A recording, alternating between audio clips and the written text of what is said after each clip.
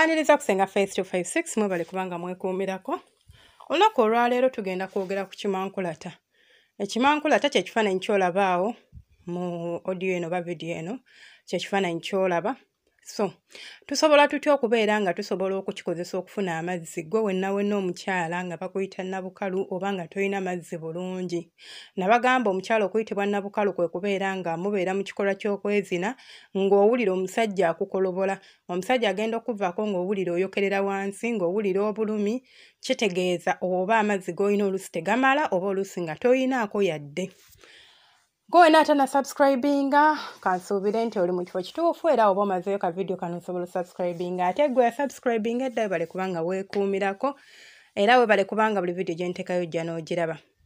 Ekimankulata kirina emigaso mingi okusukka ku ky'okuba nti kisobola okuleetera amazzi ag'omu buliri. Kisobola okuyambako ku infections era gwe omukyala abonaabona oba alina ekizibu kya infections osobola okuba okikozesa. Nabagamba nti tosobola kulwana kufuna mazzi ng'olinamu infections. Ebiseera ebisinga infections zino zihindalinga obusuwa bwo oba zihindalinga pipes ezisobola okufulumya amazzi mu mubiri gwo. Zikola kyamaanyi okublockinga emisuwa oba okublockinga pipes ezisobola okuleeta nga zisobola okuleeta amazzi mu mana. So ne weesanga ng'oluusi oli nabukalu nga n'oluusi obadde teweetaaga ddagala obadde teweetaaga ddagala ly'amazzi obadde just weetaaga kwejjanjaba infection. Wabula si buli infection gy'oba nayo tekimankulata kisobola okujjanjaba cause tulina infections ez'enjawulo. Tulina infections ze bayita STIs ezo nga tuzifuna nga tumaze kwegatta na muntu aziyina ate ne tubeera ze tuyita UTIs. UTIs tuzifuna nga urinary ITIs, tulina UTIs, tulina STIs, then ne tubeera ne ITIs, something like that.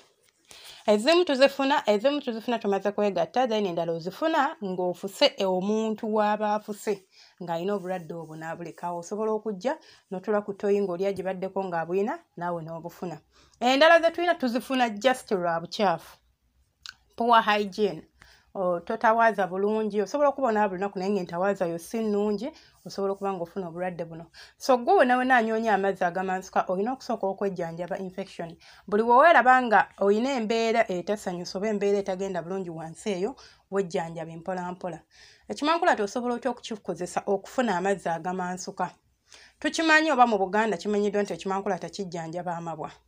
So osobola okukikozesa ne mu kufunza oba muntegedde bulungi. So gwe wena akyagala ng'okyagaza kikozesa mazzi gamansuka osobola okufuna ekimankulata kyaffe ofuna ebikoola byakyo n'obifumba n'obinywa amazzi oganywa nga gabuguma. Osobola okusalawo okunywa amazzi gano emirundi 2 olunaku ku makya n'olweggulo naye olina kumakinga sure nti oganywa gabuguma. Ate sigamye nti nywako jiika emu, fumba ekikopo kyo kiramba okinywe ojja kubanga otandika okulaba enjawulo kubanga bijja kujjanjaba. Ate n'ekirala tugenda kubeera ng'ofuna mazzi gokka ogenda kwesanga nga oba olina ulcers nazo ozijjanjabidde wamu. Then gwe ayagala okozesa ekimankulata ku nsonga za infections gw'ojja naawe okwata ekimankulata kyaffe ofune ebikoola byakyo obikwate obyozeeko bulungi obiyenge obitawaaze. Kijja kuba kikuyambako ku infection oba osobola obikwata n'obifumba era naawe n'onywa. Kibitegeeza nti ate gweobeera naawe okubye emikoola obeera okubye ebinyonyi 2 n'ejjinja limu nti owojjanjaba infection ate eno nga bw'ofuna amazzi. N'engeri endala gy'osobola obikozesa era osobola obikwata n'obifumba n'otawaaza kikuyambako ku infections ezo. Then engeri endala gye tusobola okukozesaamu ebikoola bino eno okubeera nga tusobola okufunza emmana kwe kubeera ng'osobola okubikwata n'okyoza bulungi. Kwata ekikoola okyoze bulungi then ogende w'ofumbira oba ofumbira ku masiga n'oba okozesa gaasi osobola okibabulirako n'oba okozesa sigiri n'oba okozesa masiga okibabulako katini. Omugaso gw'okubabula ekikoola guno kuggyako obuwuka obwo obwandibadde bubeerako obutini ennyo bwe tusobola kulaba n'amaaso gaffe obulinza ate okutufuukira ekizibu ekirala. Bw'omala okibabulako okyepaadinge oba okiteeke mu bukyala bo like stosonseka wabula okyepaadinga. Okimazaayo eddakiika 25 ku 3 n'ojjayo.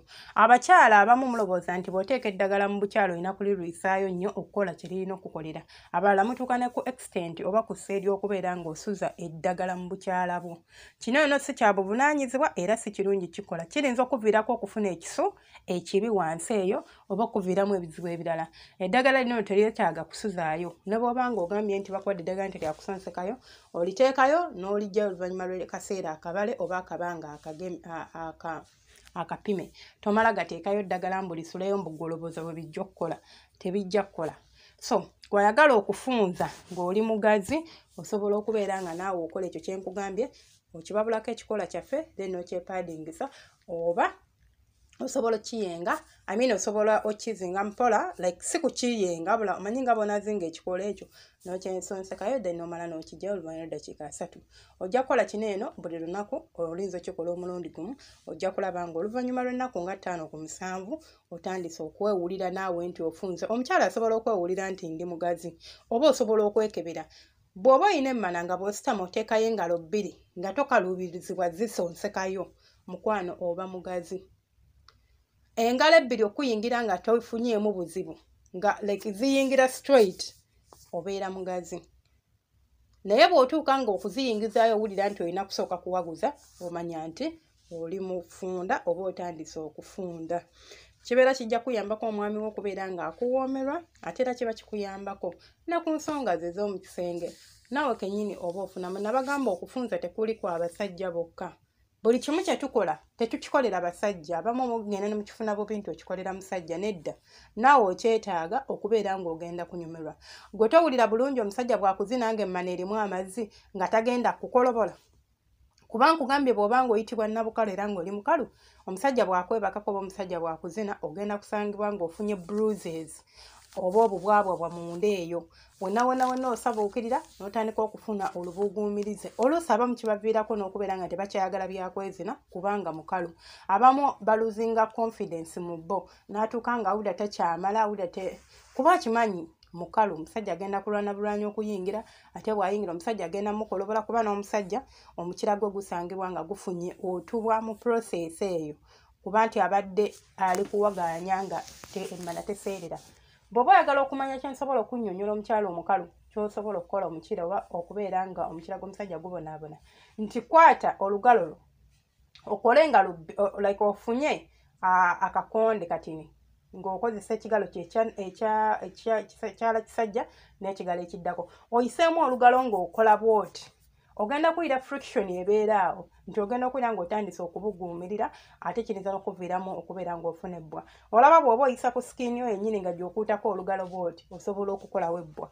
Kati ate nabunnya golobooza ki ekiba kigituukako. So tulwanise obukalu nga tusobola okufuna eddagala nga twejjanjaba, ate era nga tusobola okubeera nga naffe tusanyusa abaami baffe, n'otagamba nti omusajja yayenze ndabika kubanga ndi mukalu. Nabagamba omusajja muleke ayende ng'ayenda lwa nsonga ze, lwa butakutaabwe, naye nga ggwe omukyala ng'okimanyi nti nze ndi fully packaged.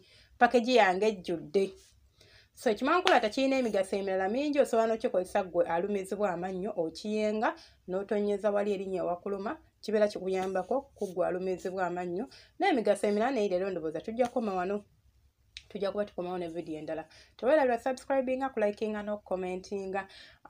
Gwe waliwo bano abantu abaagala ekyogo n'ekyogero tukiyina, era oba okyagala osobola okunsala ku +256 78540 2860.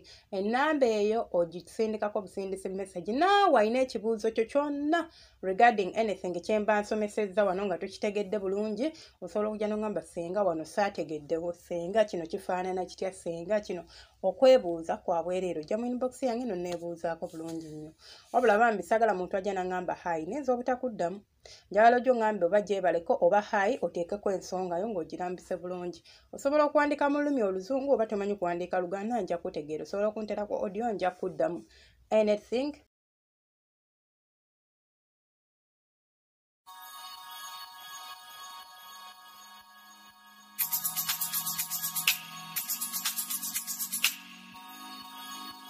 Yeah.